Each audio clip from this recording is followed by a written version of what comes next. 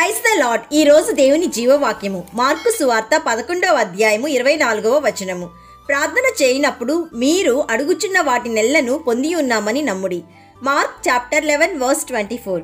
What ever you ask for in prayer believe that you have received it. నిజమైన విశ్వాసం అనుమానం లేనిదిగా ఉంటుంది. ఇక్కడ యేసు ప్రభు వారు చెప్తున్నారు, మీరు దేవుని యందు విశ్వాసముంచుడి.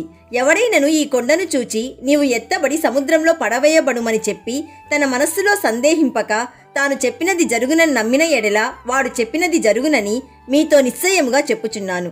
అందుచేత ప్రార్థన చేయునప్పుడు మీరు అడుగుచున్న వాటి నెల్లను పొంది ఉన్నామని నమ్ముడి, అప్పుడు అవి మీకు కలుగునని మీతో చెప్పుచున్నాను.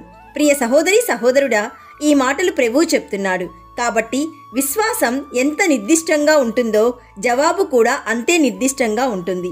సరైన విశ్వాసం మరియు సరైన ప్రార్థన అడిగే వాటిని ఖచ్చితంగా పొందుతాయి. ప్రియ దేవుని బిడ్డ, యేసయ్యకు నీవు చేసే విన్నపము స్పష్టంగాను నిర్దిష్టంగాను ఖచ్చితంగాను స్థిరముగాను ఉన్నట్లయితే తప్పక యేసయ్య దానిని జరిగిస్తాడు. So my dear friend, ask our Father Lord Jesus Christ in faith without any doubt. If anyone who doubts in his heart, he is like a wave of the sea that is driven and tossed by the wind. కాబట్టి ప్రియ సహోదరి సహోదరుడా, అనుమానించడం, భయపడడం, ఊగిసలాడడం ఇవేమీ నీ హృదయంలో లేకుండా నీవు స్థిరమైన విశ్వాసంతో ప్రార్థించాలని మేము ప్రార్థిస్తున్నాము. నమ్మిన వారందరూ ప్రార్థనలో ఏకీభవించండి. యేసయ్య, ఈరోజు మాకిచ్చిన జీవవాక్యంను బట్టి నిన్ను స్తుతిస్తున్నాము.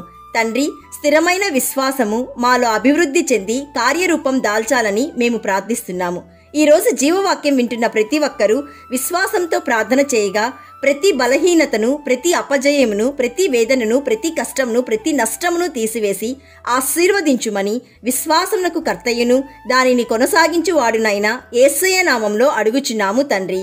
ఆమేన్. God bless you.